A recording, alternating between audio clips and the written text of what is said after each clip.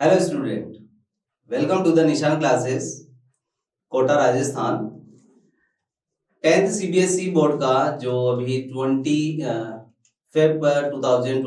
को जो बोर्ड का पेपर हुआ है उसका सॉल्यूशन हम लोग आपके लिए लेकर आए हैं। आज हम लोग उसका सॉल्यूशन जो है कंप्लीटली सॉल्यूशन बायोलॉजी ओनली उसका हम लोग करने वाले हैं। हम लोग फिजिक्स, केमिस्ट्री और बायो तीनों का ही जो है एक साथ सॉल्यूशन जो है एक साथ ही आपको मिलने वाला है। लेकिन मैं यहाँ पर ओनली बायो पोर्शन को जो है वो सोल्व करवाऊंगा, उसके बाद फिजिक्स का, देन केमिस्ट्री का। तो इस तरह से पूरी साइंस का सॉल्यूशन आपको मिलने वाला है हमारी ऑनलाइन जो है यूट्यूब पर भी और हमारी क्लासेस जो होती है वहां पर भी। तो आज हम लोग जो है वो सॉल्यूशन स्टार्ट करते हैं। ये जो सॉल्यूशन है ये सीबीएसई बोर्ड का सेट फर्स्ट बोर्ड का जो पेपर है वो सेट फर्स्ट का सॉल्यूशन है। इसी तरह आपके जितने भी सेट आए हैं उनका सॉल्यूशन आपको यहाँ पर मिलने वाला है। तो हम लोग सेट फर्स्ट जो है सीबीएसई का वो स्टार्ट करने वाले हैं। फर्स्ट क्वेश्चन जो बायोलॉजी का आता है वो है क्वेश्चन नंबर 8 है। क्वेश्चन नंबर 8 एमसीक्यूज का है, सेक्शन ए का। तो ये है हमारा क्वेश्चन।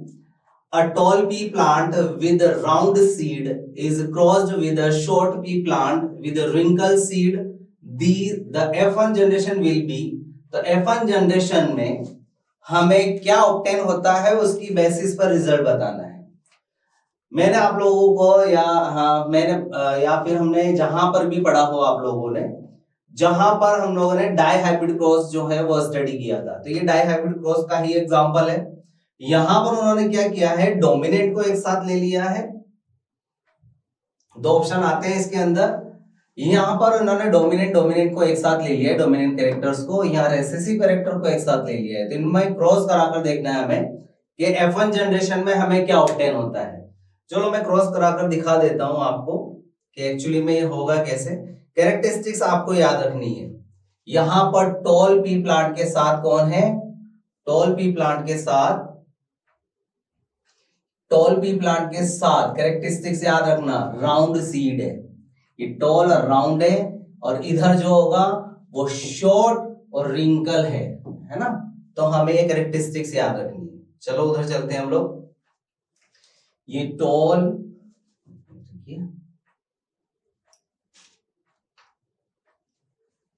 ये टॉल प्लांट है और साथ में जो कैरेक्टरिस्टिक्स है टॉल के साथ वो राउंड है, दोनों डोमिनेंट है, और यहां पर शॉर्ट के साथ रिंकल है।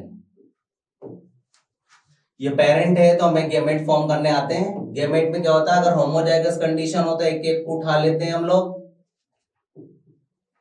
ये उठा लिया हमने और अब क्रॉस करवाते हैं। तो क्रॉस कराने पे हम लोग क्या करते हैं, सेम कैरेक्टरिस्टिक्स के एलील को एक साथ रख देते हैं। ये ऑब्टेन हो जाती है हमारी F1 generation. Because of dominant देख लेना चाहिए, जहां पर भी डोमिनेंट साथ में आता है रेसेसिव को, तो ऑब्वियसली वही कैरेक्टरिस्टिक्स डिसाइड करेगा। तो ऑल काइंड ऑफ जितने भी प्लांट्स हमें ऑब्टेन होने वाले हैं वो सारे के सारे कैसे होंगे, टॉल और राउंड, यानी 100% टॉल और राउंड प्लांट होंगे। देखते हैं क्या आता है answer. 100% tall and round seed जो है वो आंसर है हमारा यहाँ पर। तो आंसर आता है हमारा D. Clear. Next question number 9 है। क्वेश्चन नंबर 9 के अंदर क्या होगा, a pair of endocrine gland located in the human brain. Only brain के अंदर लोकेटेड जो एंडोक्राइन ग्लैंड्स हैं उनके रेफरेंस में हमें बात करनी है। हमें पता है पैराथायरॉइड ग्लैंड और पिट्यूटरी ग्लैंड। पिट्यूटरी ग्लैंड तो प्रेजेंट होती है हमारे कहां पर, ब्रेन के अंदर, रखी पैराथायरॉइड ग्लैंड जो होती है वो यहाँ पर थायराइड नेक रीजन में। तो ये तो राइट आंसर नहीं है। Pineal and thymus, pineal gland जो है वो ब्रेन के अंदर है, हिंड ब्रेन साइड में, और थाइमस ग्लैंड जो है वो यहाँ पर होती है। तो ये भी रॉन्ग आंसर है। हाइपोथैलेमस है थाइमस, ये थाइमस फिर आ गया इसके साथ। तो लास्ट है हाइपोथैलेमस और पीनियल, हाइपोथैलेमस और पीनियल दोनों जो है वो ब्रेन के अंदर है। तो इसका आंसर भी आता है डी। नेक्स्ट क्वेश्चन आता है हमारा 10th। Select the option having a correct matching of the organism giving in column first with the mode of reproduction। ये यहाँ पर कॉलम फर्स्ट में एग्जांपल दिए ऑर्गेनिज्म के, और यहाँ पर ये इनकी रिप्रोडक्शन की टेक्निक्स है। तो हमें इन्हें मैच करना है। तो मैच करते हैं यहाँ पर। लिशमेनिया चलो ठीक है, हम लोग नहीं जानते कि लिशमेनिया क्या है, लेकिन स्पाइरोगायरा हम लोग जानते हैं, जो कि एक एल्गी होता है। स्पाइरोगायरा में फ्रेगमेंटेशन के थ्रू जो है यहाँ पर रिप्रोडक्शन होता है। तो यहाँ पर स्पाइरोगायरा के रेफरेंस पे 4 आता है। प्लेन एरिया में रीजनरेशन होता है, हम लोग जानते हैं बहुत अच्छी तरह से। और प्लाज्मोडियम जो है वो मल्टीपल फिजन के रेफरेंस में हम लोग जानते हैं। लास्ट वन जो है, 2 ऑप्शन बचे हैं, एक तो थर्ड और एक फिफ्थ। तो हम लोग जानते हैं कि लिशमेनिया के अंदर जो है वो बाइनरी फिजन होता है। लास्ट वन बडिंग जो है वो अदर काइंड ऑफ में देखने को मिलता है। तो ये आंसर है हमारा 3 4 1 2। तो हमारा जो आंसर आना चाहिए वो 3 4 1 2 के अकॉर्डिंग आना चाहिए। तो आंसर दिया है यहाँ पर P3 4 1 2। तो आंसर आता है इसका सी। इसका आंसर आता है सी। नेक्स्ट आता है question number 11। The basic filtration unit of the excretory system in human being. जो बेसिक यूनिट होती है एक्सक्रीटरी सिस्टम की, उसको क्या बोलते हैं हम लोग? तो हमें पता है हमारी किडनी का जो स्ट्रक्चरल फंक्शन यूनिट है that is known as the nephron जो है वो होता है। तो यहाँ पर नेफ्रॉन जो है वो आंसर आएगा, क्योंकि यही मेन हमारी फिल्ट्रेशन यूनिट होती है जो एक्सक्रीटरी सिस्टम में प्रेजेंट किडनी के अंदर जो है वो पाई जाती है। नेक्स्ट आता है question number 12। Question number 12। In human alimentary canal, the digestive juice secreted by the gastric gland are। Gastric gland जो है वो हमारे स्टमक में प्रेजेंट होती है। स्टमक में गैस्ट्रिक ग्लैंड के थ्रू क्या क्या रिलीज होता है हमें पता है। वहां पे HCl रिलीज होता था, म्यूकस रिलीज होता था जो HCl से डैमेज होने से प्रिवेंट करता था, और साथ में प्रोटीन का डाइजेशन होता था सम अमाउंट में। तो हाइड्रोक्लोरिक एसिड एक में ही देखने को मिल रहा है, पेप्सिन और म्यूकस। तो हमारा आंसर आ जाता है इसका बी। नेक्स्ट क्वेश्चन जो आने वाला है हमारा 12 के बाद वो आएगा 15। इसके अंदर एक चेन दी हुई है, फूड चेन, उसके रेफरेंस में आंसर देना। Consider the following food chain. Grass है जो कि प्रोड्यूसर होगा, ग्रास ऊपर यहाँ पर कंज्यूमर होगा, primary consumer, then secondary consumer में फ्रॉग, और लास्ट टर्शियरी कंज्यूमर में स्नेक दिया हुआ है, और सॉरी फोर्थ जो है वो क्वाटरनरी में ईगल दिया हुआ है। तो if the amount of energy available at the third trophic level is 50 kilojoule, the available energy at the producer level was. तो यहां पर थर्ड ट्रॉपिक लेवल की एनर्जी दी हुई है हम लोगों को, थर्ड ट्रॉपिक लेवल की एनर्जी दी है, कितनी है 50 किलो जूल। और ये फर्स्ट प्रोड्यूसर के रेफरेंस यानी ग्रास के रेफरेंस में पूछा है। तो प्राइमरी ट्रॉपिक लेवल होता है first trophic level, second trophic level और third trophic level. Trophic level third में 50 किलो जूल फ्रॉग की जो है वो एनर्जी। यहां पर वो इसके रिवर्स में बात कर रहा है कि इधर चलेंगे तो प्रोड्यूसर की जो है वो एनर्जी कितनी होगी। तो हमें पता है one trophic level to other trophic level जब भी हम लोग ट्रेवल करते हैं तो वहां पर 10% जो है वो एनर्जी ट्रांसमिट होती है। तो अगर फ्रॉग में एनर्जी 50 किलो जूल है तो ऑब्वियस है जस्ट रिवर्स हो जाएगा। सो ये किसका 10% है? 500 का 10% है। चाहो तो निकाल के बता सकता हूं। ये 500 का अगर 10% हम लोग निकालते हैं तो कितना आंसर आता है? 50 आता है। तो ये इसका 10% फ्रॉग पर है 50, तो ये 500 हुआ, इसमें एक और ऐड कर दो ये 5000 हो जाएगा, ये 5000 हो जाएगा। चाहो तो निकाल सकता हूँ 500 किसका आता है। 5000 का 10% अगर हम लोग निकालते हैं तो क्या आंसर आएगा हमारा? 500। ठीक, तो ये 500 5000 का 10% हुआ। तो यहां पर हमारा जो ग्रास है उसकी जो एनर्जी आने वाली है कितनी है? 5000 किलो जूल, क्योंकि वो प्रोड्यूसर के रेफरेंस में यहाँ पर उसने एनर्जी को कैलकुलेट करने के लिए बोला गया है। नेक्स्ट क्वेश्चन नंबर 16 आता है the incorrect statement about the ozone. Ozone layer के रेफरेंस में हमें इनकरेक्ट स्टेटमेंट को सेलेक्ट करना है। It is a deadly poisonous gas है, ये तो राइट थिंग है। It shield the surface of the earth, ये हमें प्रोटेक्शन प्रोवाइड करती है यूवी रेज से, तो वो भी सही है। It is used as the refrigerant and in the fire existing या बोल सकते हैं extinguishers, फायर एग्जीक्यूटर्स या रेफ्रिजरेटर में कोई काम नहीं आती है, रेफ्रिजरेटर में CFC आती है। तो इसका एक और आंसर है, it is form the combining oxygen molecule with the free oxygen. तो ये भी राइट थिंग है, ओजोन जो है वो ऑक्सीजन प्लस फ्री ऑक्सीजन के साथ बाइंड होकर O3 बनाती है। तो ये राइट है, ये राइट है, ये राइट है। तो आंसर जो है वो हमें इनकरेक्ट चूज करना है। तो आंसर आता है हमारा सी के, रेफ्रिजरेटर वगैरह में यूज होती है, जो कि एक रॉन्ग थिंग है। क्लियर? तो ये है हमारा answer C option, sorry, question number 16 का। नेक्स्ट आता है क्वेश्चन नंबर 18, जो कि असर्शन रीजन है। असर्शन दिया हुआ है कि xylem tissue moves water and minerals obtained from the soil by the root. ये पता है हमें, जाइलम वाटर का कंडक्शन करते हैं, और हमें पता है वाटर कहां से लिया जाता है, सॉइल से। तो सॉइल से जाइलम में जाता है, और जाइलम जो है इसका कंडक्शन करता है। रीजन दिया है, xylem tissue is found only in the root of a plant. Xylem tissue जो है केवल और केवल रूट के अंदर पाया जाता है, ये ऐसा यहाँ पर बोला गया है। जबकि जाइलम जो है वो ओनली रूट में ही नहीं पाया जाता, अदर काइंड ऑफ थिंग्स में भी पाया जाता है। लेकिन यहाँ पर ये बोला गया है कि जो जाइलम है वो tissue is found only in the roots of the plant. Only roots पे थोड़ी पाया जाता है। रूट से तो अराइज होता है, रूट्स तक होता है, पर रूट से अराइज होकर वो स्टेम में भी जाता है, ब्रांचेस में भी जाता है, तभी तो वाटर का कंडक्शन हो पाता है। तो ठीक है, आर जो है वो एक रॉन्ग थिंग लग रही है मेरे को, और ए स्टेटमेंट जो है राइट है, यानी ए राइट है और आर जो है वो रॉन्ग स्टेटमेंट है। तो यहाँ पर ए ट्रू और आर फॉल्स, तो मुझे ऑप्शन सी इसका आंसर लगता है। इसका आंसर आएगा सी, मतलब असर्शन जो है वो राइट है और जो रीजन है वो फॉल्स है, क्योंकि xylem tissue only and only हमें रूट्स में ही देखने को नहीं मिलते हैं। नहीं, जाइलम टिश्यूज के रेफरेंस में बात हो रही, तो ऑब्वियस आंसर ए आएगा। जाइलम टिश्यूज जो है वो टिश्यूज जो है वो एक्चुअली में मिलते हैं कहाँ, ओनली रूट रीजन में ही। उसके बाद जाइलम ट्रैकिस और वो अराइज हो जाती है। तो ये आंसर आएगा इसका सही, ए है। ये यहाँ पर कंडक्ट करता है वाटर का, ये ओनली टिश्यूज जो है वो रूट्स में पाए जाते हैं। तो यहाँ पर दोनों राइट है। आर जो है उसको एक्सप्लेन भी करता है, क्योंकि रूट पे प्रेजेंट होने की वजह से वहां पर वाटर को कंडक्ट कर पाएगा। नेक्स्ट क्वेश्चन आता है हमारा 20, sorry, question number 20 assertion reason की है। Food web is a network of several food chains operating in a ecosystem. हमें पता है फूड वेब क्या होता है, फूड चेन के नेटवर्क को ही फूड वेब बोलते हैं।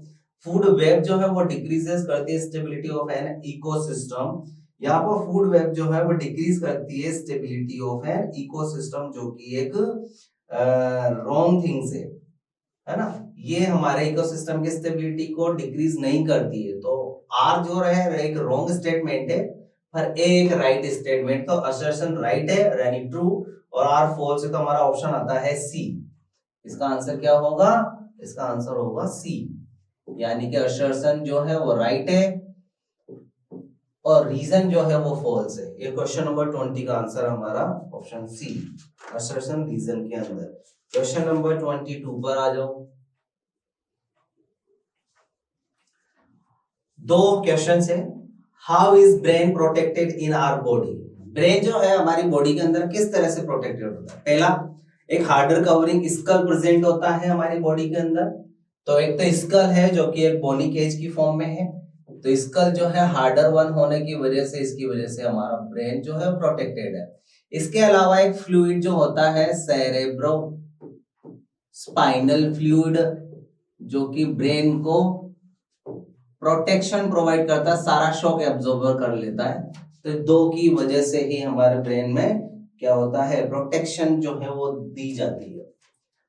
सेकंड ऑप्शन है, क्वेश्चन है 22 का ही। A doctor find in one of his patient that he is not maintaining a proper posture and balance.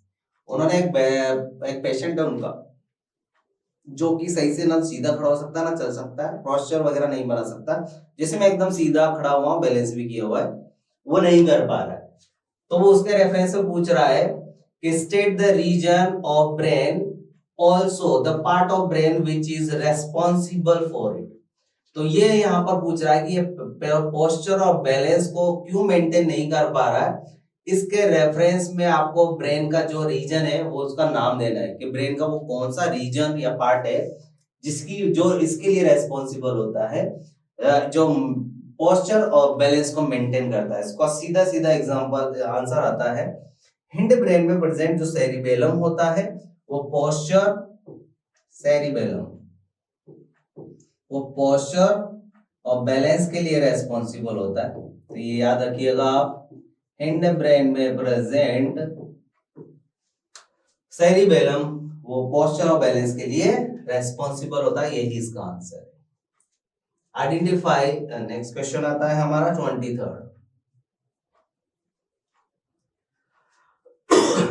Proteins control the expression of various characters.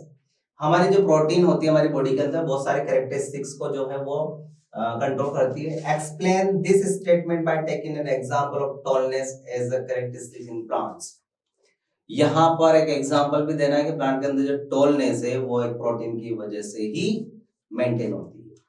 तो सीधा सीधा आंसर है, प्रोटीन्स जो होती हैं वो हमारी बॉडी के अंदर बहुत सारे एक्सप्रेशन की फॉर्म में या कंट्रोल करती है और एक्सप्रेस करती है अपने कैरेक्टर्स का। लाइक जैसे प्रोटीन जो है वो एज इट इज एक एंजाइम की फॉर्म में काम करती है, और एंजाइम जो है बहुत सारी जो कैरेक्टरिस्टिक्स है यानी कि बहुत सारे रिएक्शंस हो है उनके अंदर परफॉर्म कराने में हेल्प करती है, और रिएक्शन की वजह से प्रोडक्ट जो है वो फॉर्म होते हैं। दूसरा, एंजाइम की तरह बिहेव करने के अलावा ये यहाँ पर ट्रांसक्रिप्शन फैक्टर की तरह भी है, बिहेव करता है। ट्रांसक्रिप्शन फैक्टर है ये, क्योंकि ड्यूरिंग ट्रांसक्रिप्शन और ट्रांसलेशन जो है वो प्रोटीन सिंथेसाइज होता है। तो यहाँ पर आरएनए जो है वो ट्रांसक्रिप्शन फैक्टर की फॉर्म में भी काम करेगा।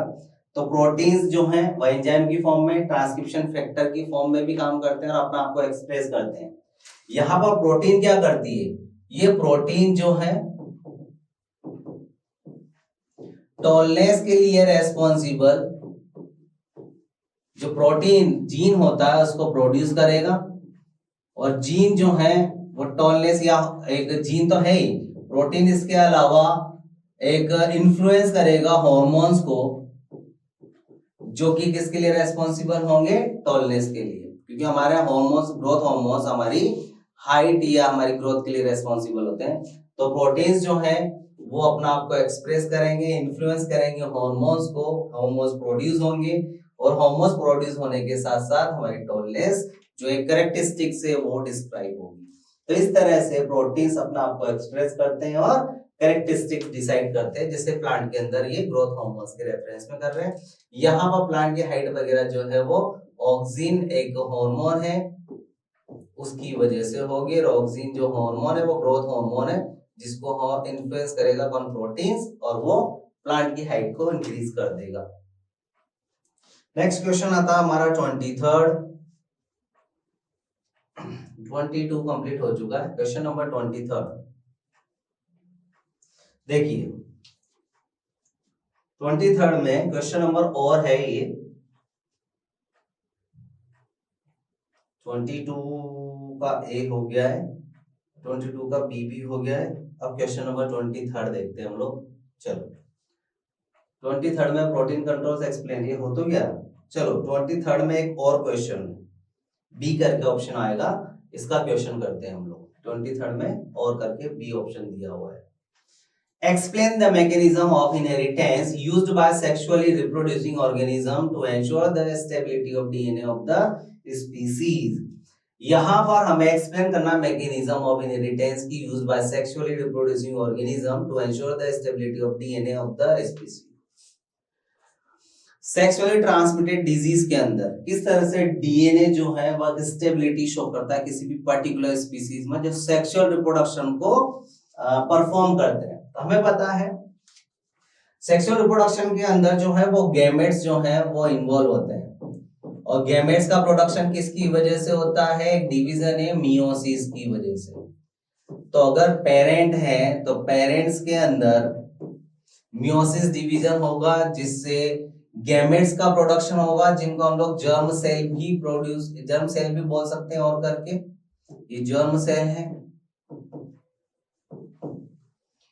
तो यहां पर एक सेल होगी, गेमेट मदर सेल, जो कि पेरेंट्स के अंदर होगी और उसमें मियोसिस होगा। मियोसिस की वजह से गेमेट फॉर्म होंगे और गेमेट जो है वह हैप्लॉइड होते हैं, मींस क्रोमोसोम नंबर क्या हो जाएंगे, हाफ हो जाएंगे कंपैरेटिवली मदर, ये हाफ हो जाएंगे क्रोमोसोम नंबर।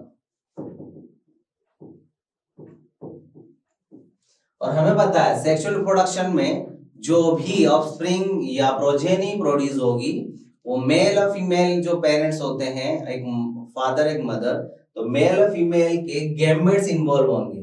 जब हाफ क्रोमोसोम के साथ अगर मेल का, तो सेम फीमेल का गैमेट भी आएगा। मेल गैमेट को अगर मैं यहाँ पर इसको सपोज कर रहा हूं तो ये गैमेट जो है वो स्पर्म है और स्पर्म के अंदर हाफ क्रोमोसोम है। सेम एज इट इज अगर फीमेल के रेफरेंस में मैं बात करूं तो फीमेल के रेफरेंस में जो गैमेट होगा वो एग होगा और एग भी जो है वो हैप्लॉइड होता है। यहाँ पर भी क्रोमोसोम जो है वो हाफ ही होंगे। तो देखो वो किस तरह से अपना आपको वापस स्टेबल कर लेंगे। क्रोमोसोम नंबर हाफ हो रहे हैं तो क्रोमोसोम के अंदर जो डीएनए होगा वो डीएनए भी क्या हो जाएगा, हाफ हो जाएगा।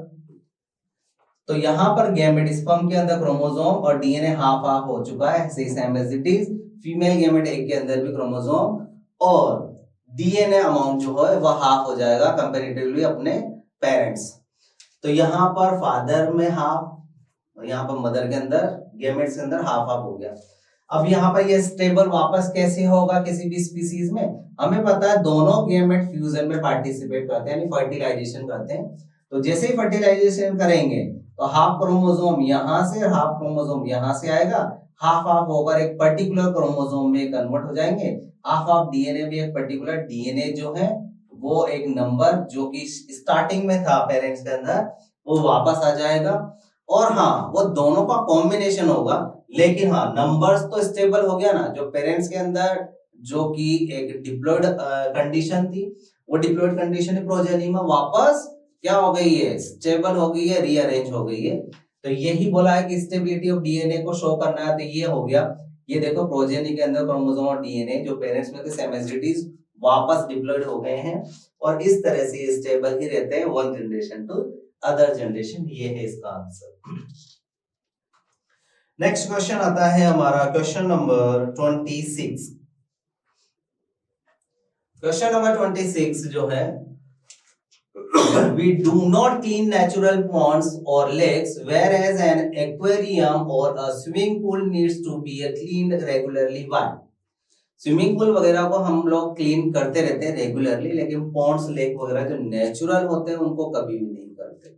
उसका रीजन पूछा है यहाँ पर ऐसा क्यों किया जाता है, तो हमें पता है नेचुरल जितने भी रिजर्वोयर है वहां पर अदर एलिमेंट के साथ साथ एक मेन एलिमेंट है जो कि होता है डीकंपोजर। ये डीकंपोजर्स भी प्रेजेंट होते हैं नेचुरली उनके अंदर और डीकंपोजर जो है वो वाटर क्लीन करने में हेल्प करते हैं। तो वाटर क्लीनिंग में हेल्प करने की वजह से हेल्प इन वाटर क्लीनिंग, और वाटर क्लीनिंग में हेल्प करने की वजह से वाटर क्लीनिंग हो जाता है automatically because of dead decade particles को डीकंपोजर जो है वो फीड कर जाते हैं और पानी को थोड़ा सा क्लियर कर देते हैं। स्विमिंग पूल वगैरह के अंदर डीकंपोजर नहीं होता है तो वहां पर हमें पर्टिकुलर टाइम ड्यूरेशन में उसको क्लीन करना पड़ता है। ये है इसका मेन आंसर। क्वेश्चन नंबर जो है वो आता है हमारा 29। नेक्स्ट क्वेश्चन हमारा 29 जो बायो का है। क्वेश्चन नंबर 29 तो रीड आउट करते हैं। Name the blood vessels that brings, blood vessels के रेफरेंस में हमें बात करना है, पहले क्वेश्चन को पढ़ना। ये ब्लड वेसल्स कौन सी वाली की बात कर रहा है, name the blood vessels that brings, जो कि कैरी करती है ऑक्सीजनेटेड ब्लड और डीऑक्सीजनेटेड ब्लड, पर कहां के लिए, हार्ट के लिए, ये याद रखना है। तो ये हार्ट भाई साहब,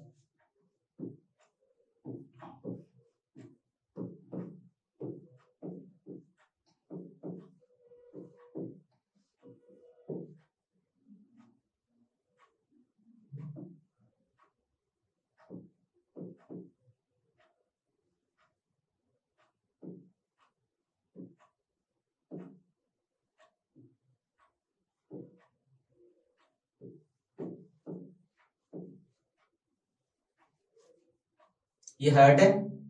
यहाँ पर मैं एक बहुत सिंपल डायग्राम ड्रॉ किया है जिसमें ये आउटा को डिनोट करता है, ये पल्मोनरी आर्टरी को, ये पल्मोनरी वेन को, और ये वेना केवा को, ये वेना कावा को डिनोट करता है।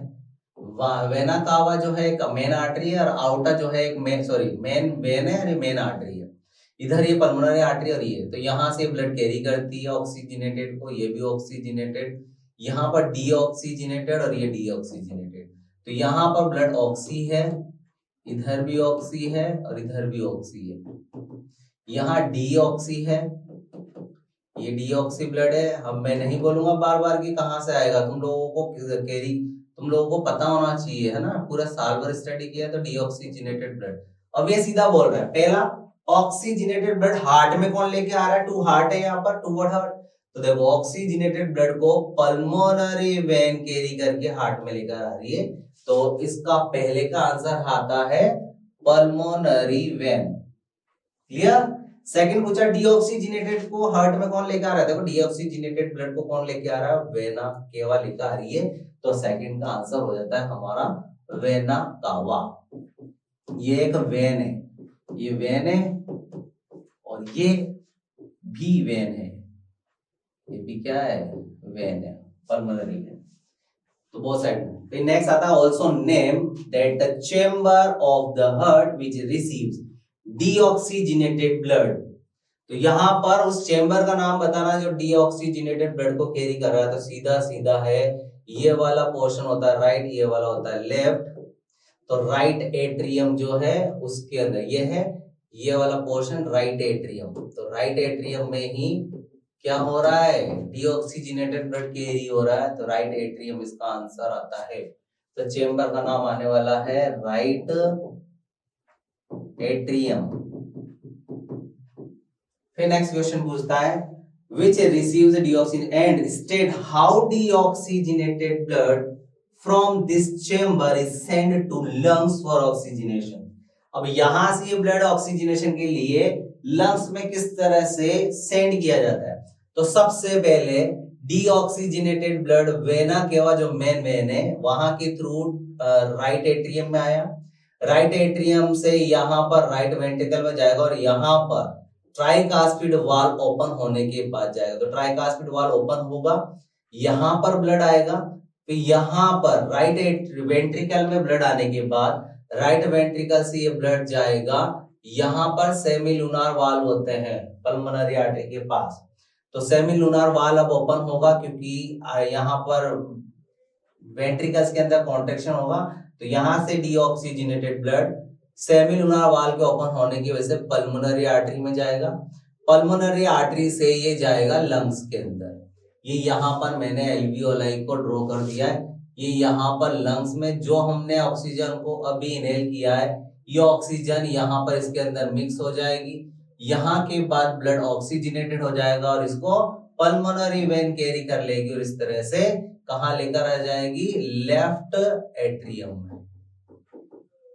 तो इस तरह से ये कैरी करके ऑक्सीजनेशन के लिए लंग्स में लेकर जाती है, कौन लेके जाएगी, पल्मोनरी आर्टरी। कहां से, यहाँ पर राइट एट्रियम से राइट वेंट्रिकल, देन सेमिलर वाल से पल्मोनरी आर्टरी और देन लंग्स। तो ये पाथवे होगा, यही इसने पूछा है कि किस तरह से वो ये होगा। क्लियर। नेक्स्ट क्वेश्चन आता है हमारा क्वेश्चन नंबर 30। ये थोड़ा इंपॉर्टेंट है, याद रखिएगा, क्रॉस कराकर देखना ही पड़ेगा। चलो, the gene combination of purple flowered pea plant is denoted as, यहाँ पर WW जो कि डोमिनेंट कैपिटल में लेटर में, इसको उन्होंने पर्पल बोला है, and that a white flower small जो W है जो कि रेसेसिव सपोज करते हैं स्मॉल लेटर को, वो दिया है। तो यहाँ पर पर्पल डोमिनेंट कैरेक्टर और व्हाइट रेसेसिव कैरेक्टर है प्लांट का, तो फ्लावर का कलर लिया है यहाँ पर। When these two plants are crossed F1 generation is obtained. तो यहाँ पर F1 जनरेशन जो है वो ऑब्टेन करनी है दोनों को क्रॉस कराकर। फिर उसने क्वेश्चन पुट अप किया है कि list 2 observation made by Mendel in F1 generation plant. तो हमें 2 ऑब्जर्वेशन देखने हैं कि F1 जनरेशन में मेंडल ने क्या क्या बोला था। आज हम क्रॉस कराते हैं। ये WW जो कि कैपिटल में है और ये W जो कि स्मॉल लेटर में है। कैपिटल डब्ल्यू पर्पल कलर को डिनोट करता है और यहाँ पर ये व्हाइट कलर को डिनोट करता है स्मॉल लेटर। ये कैपिटल में है और ये स्मॉल लेटर में मैंने इस तरह से डिनोट कर दिया, तो ये व्हाइट कलर को डिनोट करता है। दोनों होमोजाइगस कंडीशन में तो एक एक उठा लेते हैं हम लोग, ये इसके गेमेट बन जाते हैं, ये पेरेंट्स हैं, क्रॉस कराते हैं हम लोग, तो क्रॉस कराने में दोनों को एक साथ रख देते हैं, कैपिटल डब्ल्यू और स्मॉल डब्ल्यू को, तो ये हमारी आ जाती है F1 जनरेशन। क्लियर? ये दिखने में 1 प्लांट दिखता है पर एक्चुअली में 4 प्लांट्स होते हैं, क्योंकि हमने केवल अपने स्टेप्स को डिक्रीज करने के लिए ऐसा कर लिया है कि होमोजाइगस कंडीशन में हो तो एक एक उठा लो, वही गेमेट होते हैं। पर एक्चुअली में अगर मैं इंडिविजुअल इनको क्रॉस कराऊं एलील को सेपरेट करके, तो ये क्वेश्चन कैसे होगा, इधर देखो किस तरह से होगा। ये एक न्यू स्लाइड ले लेते हैं हम लोग।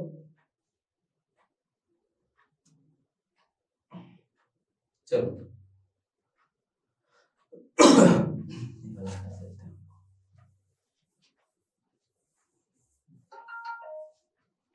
क्लियर? तो पर्पल को क्या लिया उन्होंने, पर्पल को तो कैपिटल डब्ल्यू में और स्मॉल डब्ल्यू में व्हाइट को डिनोट किया। ये पेरेंट्स हो गए हमारे। अब ढंग से देखना, गेमेट्स जो हम बनाते हैं तो हम लोग अगर ईच एलील को सेपरेट करते हैं एज अ गेमेट और फिर क्रॉस कराते हैं तो एक्चुअल जो प्लांट है उनका नंबर आ जाएंगे। सेपरेट ना करके हमने एलील को एज इट इज उठा लिया, क्रॉस कराते हैं, ये पेयर हो गए 2, तो फर्स्ट पेयर के फर्स्ट का बोथ के साथ कराते हैं क्रॉस, पहले कैपिटल डब्ल्यू का दोनों के साथ क्रॉस करा लेंगे, इसके साथ भी और इसके साथ भी। Same as it is second का दोनों के साथ क्रॉस कराएंगे, पहले के साथ देन सेकंड के साथ। हम लोग चेकर्स बोर्ड के थ्रू भी करवा सकते हैं, अभी मैं डिनोट कर देता हूं। चलो चेकर बोर्ड के थ्रू कराते हैं हम लोग इसको क्रॉस। चेकर बोर्ड में क्या करते हैं हम लोग, बोथ साइड गेमेट्स रख देते हैं। यहाँ गेमेट है हमारा कैपिटल डब्ल्यू, यहाँ लिख देंगे स्मॉल डब्ल्यू और स्मॉल डब्ल्यू। क्रॉस कराकर देखते हैं चेकर बोर्ड के through, capital W small W और capital W small W. Same यहाँ पर भी capital W small W, capital W small W. जाता क्रॉस करना है, देखो इस तरह से करते हैं तो ये आंसर आने वाला है, देखो सेम। तो यहाँ पर ऑल काइंड ऑफ प्लांट्स जो होते हैं वो क्या ऑब्टेन होते हैं,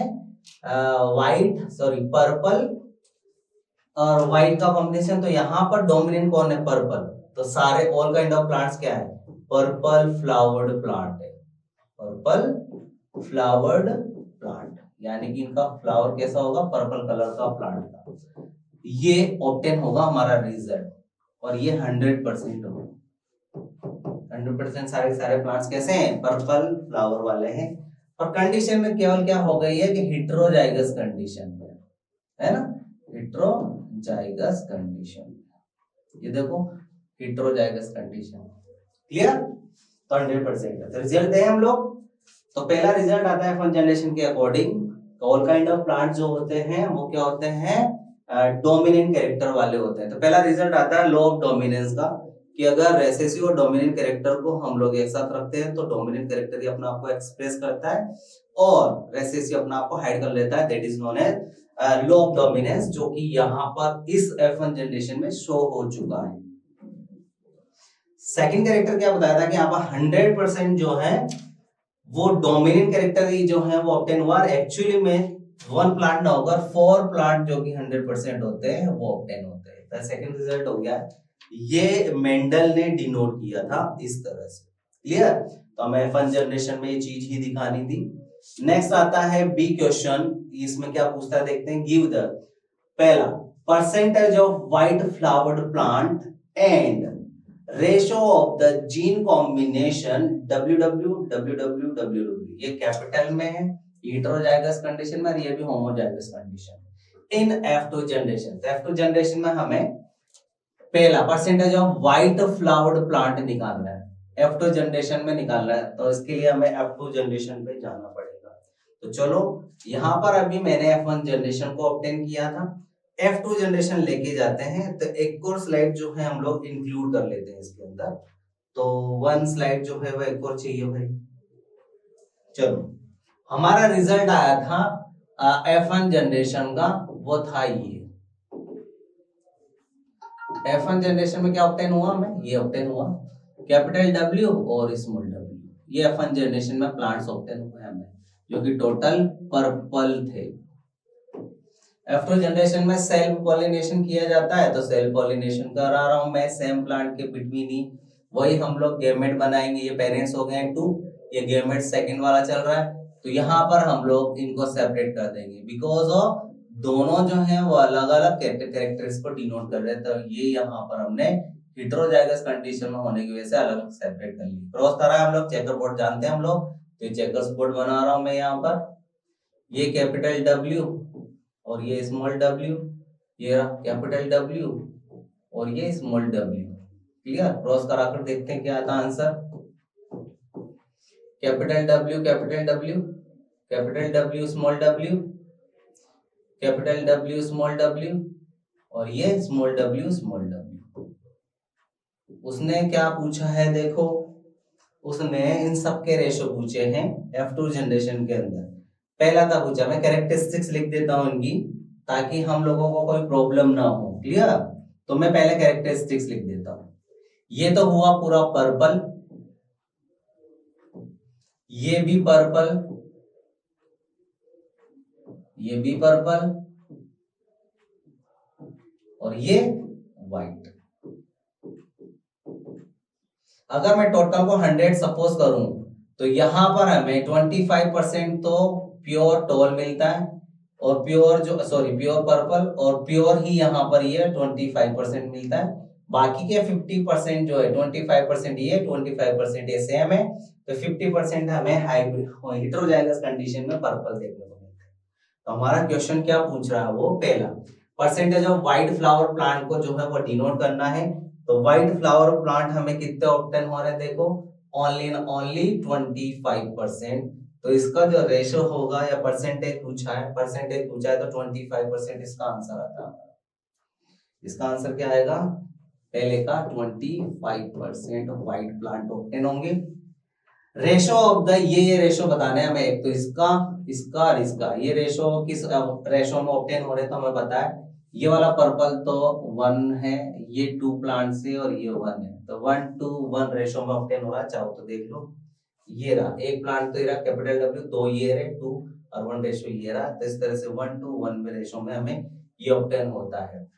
फिर क्वेश्चन नंबर सी है, right one difference between dominant and recessive trait. Dominant जो होता है वो डिफरेंस दिखाना है हमें। डोमिनेंट का मीनिंग होता है वो कैरेक्टरिस्टिक्स जो कि होमोजाइगस कंडीशन में और हेटेरोजाइगस कंडीशन में अपने आप को डिनोट करता है, that is known as dominant, और रेसेसिव जो कि only heterozygous condition homozygous condition में ही अपना आप को एक्सप्रेस कर पाता है, that is known as recessive trait. देखो यहाँ पर ये इसी के रेफरेंस में ले लेता हूँ एग्जांपल, कैपिटल W तो होमोजाइगस कंडीशन हो गई, capital W small w heterozygous condition, दोनों में अपना आप को एक्सप्रेस कर रहा है, लेकिन यहाँ पर ये होमोजाइगस कंडीशन में ही अपना आप को एक्सप्रेस करता है, हेटेरोजाइगस कंडीशन में अपना आप को एक्सप्रेस नहीं कर पाएगा, क्यों, क्योंकि डोमिनेंट साथ में आने की वजह से अपना आप को, तो ये है मेन वन डिफरेंस डोमिनेंट और रेसेसिव का। तो ये हमारा क्वेश्चन नंबर 30 होता है यहाँ पर कंप्लीट। नेक्स्ट क्वेश्चन आता है हमारा क्वेश्चन नंबर 35।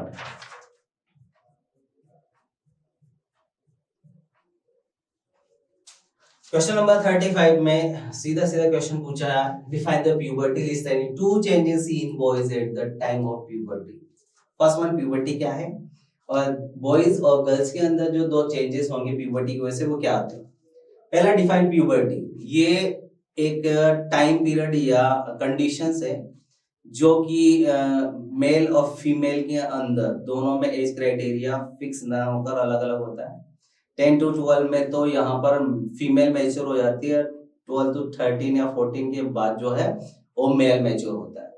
तो प्यूबर्टी वो कंडीशन है जब वो सेक्सुअली मैच्योर हो जाते हैं, मींस गैमेट फॉर्म होना स्टार्ट हो जाते हैं, that is known as condition puberty, और यहाँ पर हार्मोन्स भी उनके स्टार्ट हो जाते हैं फॉर्म होना। तो हार्मोन सेक्सुअली हार्मोन्स फॉर्म होना, सेक्सुअली मैच्योर हो जाना, that is known as condition puberty. और यहाँ पे प्यूबर्टी के दो चेंजेस आएंगे। पहला, मैं बॉयज के रेफरेंस में बात करूं तो उनकी वॉइस पिच जो होती है काफी हार्डर हो जाती है वॉइस।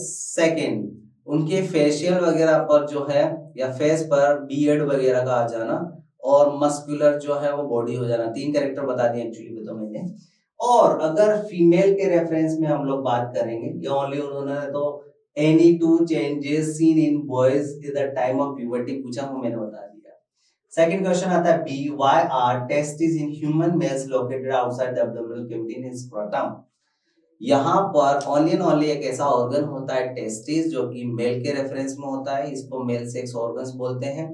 ये हमारे बॉडी के अंदर इनसाइड में प्रेजेंट ना होकर आउटर साइड प्रेजेंट होता है, उसी का रीजन पूछा। तो यहाँ पर मेल गेमेट टेस्टिस के अंदर मेल गेमेट स्पर्म का प्रोडक्शन होता है और वो हमारी बॉडी टेम्परेचर पर प्रोड्यूस नहीं होते हैं। तो उसको टेम्परेचर को रिलीज या लो करने की वजह से, ज्यादा नहीं चाहिए, 2 to 3 डिग्री सेल्सियस लेस करने की वजह से भगवान ने उसका एक एडेप्टेशन दिया है कि वो हमारे बॉडी के आउटर साइड एक पाउच काइंड ऑफ कंडीशन या स्किन होती है, इसको स्क्रोटम बोलते हैं, वहां प्रेजेंट होता है। वो डायरेक्ट एनवायरमेंट के कांटेक्ट में आने की वजह से उसके अंदर टेम्परेचर जो है वो थोड़ा सा डिक्रीज हो जाता है, हमारी बॉडी टेम्परेचर से थोड़ा सा डिक्रीज 1 to 2 डिग्री, और उसी पर हमारे स्पर्म यानी कि मेल गेमेट का प्रोडक्शन हो पाता है, इसीलिए आउटर साइड प्रेजेंट होता है। रीजन याद रखना है। नेक्स्ट है list any 3 techniques of the contraception used by humans which one of these is not a meet for. हमें 3 जो है कॉन्ट्रासेप्टिव मेथड बताने ह्यूमन के अंदर, लेकिन उनमें से एक जो है वो मेल के अंदर नहीं होता है, वो याद रखना है। तो यहाँ पर 3 टेक्निक्स में बता देता हूँ। पहला, फिजिकल बैरियर जो होता है वो आता है। फिजिकल बैरियर में हम लोग कॉन्डम्स के रेफरेंस में बात करते हैं, तो मेल और फीमेल दोनों के रेफरेंस में कॉन्डम्स आते हैं। दूसरा आता है सर्जिकल मेथड। सर्जिकल मेथड जो होता है वो भी बोथ के रेफरेंस में बात करते हैं, जिसको हम लोग वासेक्टोमी जो कि मेल के रेफरेंस में होता है, और ट्यूबेक्टोमी जो कि फीमेल के रेफरेंस में होता है। तो ये भी बहुत में मिलता है, लेकिन जो केमिकल मेथड है, केमिकल मेथड में जो ओरल कॉन्ट्रासेप्टिव है वो ओनली हमें फीमेल में ही देखने को मिलता है। ओरल कॉन्ट्रासेप्टिव का मीनिंग होता है वो वहां पर पिल्स लेती हैं, टैबलेट्स, जो कि प्रोजेस्टेरोन या एस्ट्रोजन के कॉम्बिनेशन या सिंगल हार्मोन्स होता है जो कि ओव्यूलेशन को प्रिवेंट करता है।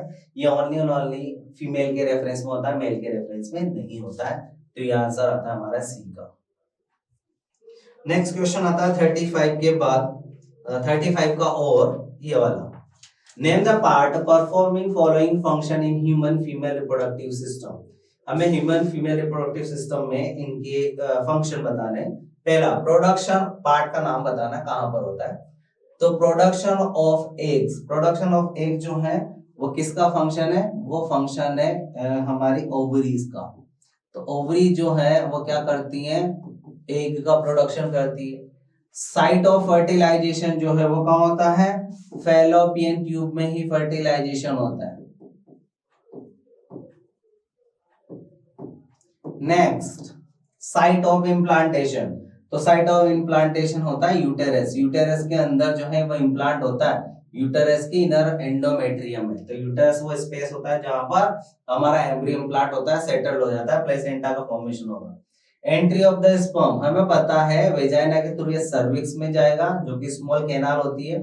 सर्विक्स रीजन जो है उसके अंदर ये एंटर होता है, देन यूटेरस में जाता है। तो स्पर्म की एंट्री सर्विक्स में होती है जो कि ओपनिंग ऑफ यूटेरस है, ओपनिंग ऑफ यूटेरस बोलते हैं इसको,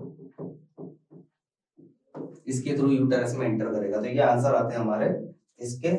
ये था ए ऑप्शन इसका, लेकिन सेकंड ऑप्शन बी भी देखना है इसमें हमें। ये second option B, what changes are observed in a uterus.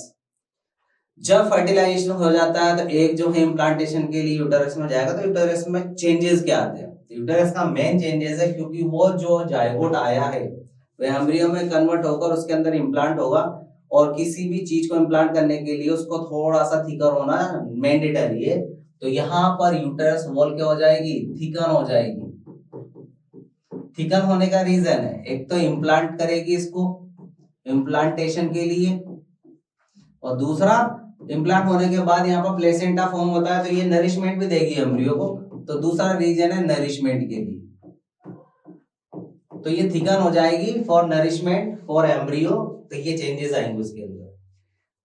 इसका पहला जो क्वेश्चन है, subsequent to implantation of a zygote and if an egg does not get fertilize. तो पहला जाइगोट जब इम्प्लांट होता है तो ये चेंजेस आएंगे, पहले का आंसर हो गया। सेकंड, अगर एग डज नॉट फर्टिलाइज हुआ तो क्या होगा, जब एग फर्टिलाइज नहीं हुआ तो वो यूटेरस के अंदर एंटर करेगा, यहां से एक यूटेरस के अंदर एंटर करेगा, ये एंडोमेट्रियम वगैरह होती है, यहां पर आएगा, यहां आने के बाद वो डेस्ट्रो हो जाएगा क्योंकि यहाँ पर कोई स्पर्म के साथ फर्टिलाइजेशन नहीं हुआ। ये जो एंडोमेट्रियम है ये भी डेस्ट्रो होना स्टार्ट होगी और इसकी वजह से ब्लीडिंग होगी और ये वेजाइना के थ्रू बाहर डिस्चार्ज की फॉर्म में निकलने लगेगा। इसी को हम लोग एमसी और मेंस्ट्रुअल साइकिल बोलते हैं, जिसको इन जनरल लैंग्वेज में पीरियड जो है वो बोला जाता है। तो यहाँ पर अगर ये नहीं होगा तो ये यहाँ पर डैमेज होकर मेंस्ट्रुअल साइकिल जो है वो स्टार्ट हो जाएगी, यही मेन रीजन होगा। क्लियर? ये हो गया हमारा क्वेश्चन नंबर 35 कंप्लीट। 35 के बाद हमारा क्वेश्चन आता है question number 38।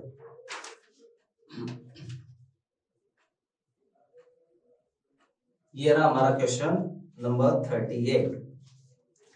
The growth movement of plants parts in which the direction of the stimulus determine the direction of the response is known as a tropic movement or tropism। Directional non directional two type के movement होते हैं। तो tropic movement जो होता है वो directional movement होता है, डायरेक्शन की तरफ होगा। Plants also have a non directional movement जिसको हम लोग नेस्टिक मूवमेंट भी बोलते हैं। तो अभी यहाँ पर हम लोगों ने बता दिया है दोनों मूवमेंट के रेफरेंस में। इसने पहला क्वेश्चन पुट अप किया है कि name the movement which causes X and Y to grow downwards and upward respectively. तो यहाँ पर ये जो प्लांट्स इसके अंदर एक्स और वाई में यानी रूट और स्टेम के अंदर जो अपवर्ड और डाउनवर्ड मूवमेंट हो रहा है, ये मूवमेंट को हमें कौन सा मूवमेंट है वो बताना है और दोनों के टाइप्स बताना है। तो ये जो मूवमेंट है वो एक्चुअली में ट्रॉपिक मूवमेंट है, आंसर आता है ट्रॉपिक मूवमेंट। और ट्रॉपिक मूवमेंट में भी एक्स और वाई क्या डिनोट कर रहे हैं, एक्स देखो टूवर्ड ग्रेविटी और ये नेगेटिव यानी अपवर्ड डायरेक्शन में जो है वो यहाँ पर ग्रेविटी के अगेंस्ट जो है वो मूव कर रहा है। तो ट्रॉपिक मूवमेंट में भी ये जियोट्रॉपिज्म है। तो जियोट्रॉपिज्म मूवमेंट है ये वाला।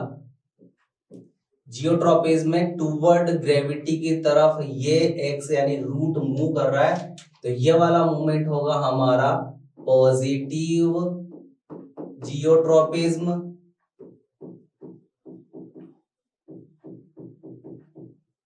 और ये ग्रेविटी के ऑपोजिट डायरेक्शन में, तो ये वाला होगा नेगेटिव जियोट्रॉपिज्म। तो एक्स पॉजिटिव जियोट्रॉपिज्म और वाई नेगेटिव जियोट्रॉपिज्म को शो करता है। ये आंसर आ गया पहले का। Second answer, write the name of a hormone that plays a major role इन।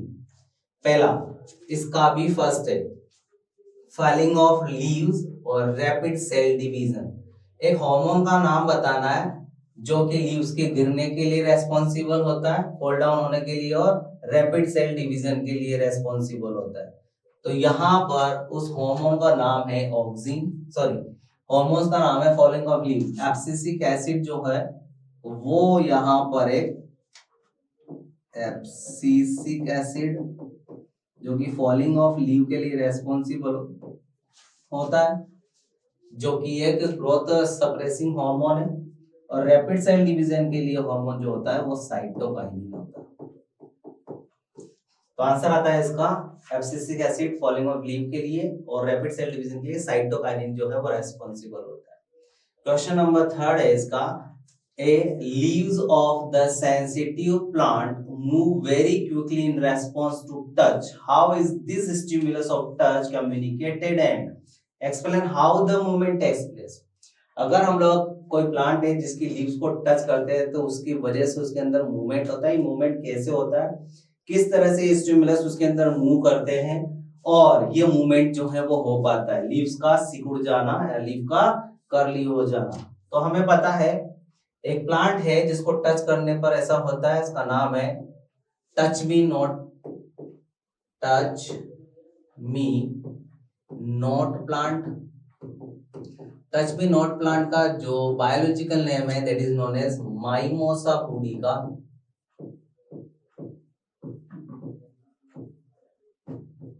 जिसको हम लोग छुई मुई भी कहते हैं, छुई मुई। इसमें कैसे मूवमेंट होता है, ये जब हम लोग उसको टच करते हैं लीफ को, ये इस तरह से होता है, उसकी लीव्स ऐसी होती है। जब हम इसको टच करेंगे तो ये जो इसका स्ट्रोक होता है लीफ का, टच करने से यहाँ पर एक केमिकल सिग्नल या स्टिमुलस जो है वो यहाँ पर जनरेट होता है। लीव से वो सिग्नल जाता है इसके स्टॉक को, इसके स्टॉक में प्रेजेंट रिसेप्टर उसको रिसीव करेंगे और यहाँ स्टॉक से जो वाटर है वो यहाँ से लूज होना स्टार्ट होता है। जैसे ही वाटर लॉस होकर मेन स्टेप में चला जाएगा तो यहाँ पर लीफ का जो टर्गर प्रेशर है, टर्गर प्रेशर का मीनिंग होता है जो उसको शेप मेंटेन करके रखा हुआ है। जैसे बलून के अंदर हम लोग एयर फिलअप करेंगे तो टाइट अप हो जाता है, वो टाइट अप होना को बोलते हैं टर्गर प्रेशर। तो यहाँ पर लीव्स जो है वो पानी फिलअप या वाटर फिलअप होने की वजह से टर्गर प्रेशर है उसके अंदर, इसकी वजह से खड़ी हुई है। जैसे ही टच करेंगे तो केमिकल सेंसेशन जो है वो जाएगा, वो यहाँ पर इस स्टॉक को जाएगा, रिसेप्टर रिसीव करेंगे और यहाँ से वाटर को लूज कर देंगे। जैसे वाटर लूज होगा टर्गर प्रेशर जो है वो डिक्रीज हो जाएगा। जैसे पर टर्गर प्रेशर डिक्रीज होगा तो लीव्स जो है वो ऐसे अरेंज थी वो इस तरह से जो है पोजीशन में आ जाएंगे, एक सिकुड़ जाएंगी, कॉन्ट्रैक्शन कर लेंगी। इसी को बोलते हैं हम लोग क्विक रेस्पॉन्स बाय या टच के थ्रू। तो ये एक्चुअली में इस तरह से परफॉर्म किया जाता है। क्लियर। नेक्स्ट क्वेश्चन आता है हमारा इसका ही और question. Name the plant hormone which is synthesized as the shoot tip. How does this hormone helps the plant to bend toward light? हमें ये बताना है कि जो हम टॉप मोस्ट पार्ट जो होता है शूट टिप, उस पर कौन सा हार्मोन फॉर्म होता है और वो किस तरह से लाइट की तरफ बेंड होने के लिए रेस्पॉन्सिबल होता है, कैसे बेंड कर जाता है। तो हमें पता है आंसर आएगा इसका, शूट टिप पर नेचुरली जो है वो एक हार्मोन फॉर्म होता है, नाम है उसका ऑक्सिन। ऑक्सिन जो होता है, ऑक्सिन हार्मोन जो होता है वो शूट टिप पर नेचुरली ही फॉर्म होता है। ये ऑक्सिन नेचुरली फॉर्म होता है। ये शूट टिप सपोज कर लो, ये शूट टिप है, यहाँ पर ऑक्सिन जो है मैं अभी ड्रॉ कर दूंगा, ये शूट टिप है। ये यहाँ पर सनलाइट सपोज कर लो, ये सन है यहाँ पर, ठीक है। शूट टिप पर मुझे किसको फॉर्म करना है या अरेंज करना है, ये एक स्टेम सपोज कर लो, शूट टिप होगी इसकी। यहाँ पर मैं देखना अभी ऑक्सिन को जो सिंथेसाइज होता है उसको अरेंज कर दिया, ये अरेंज कर दिया मैंने, ये इधर।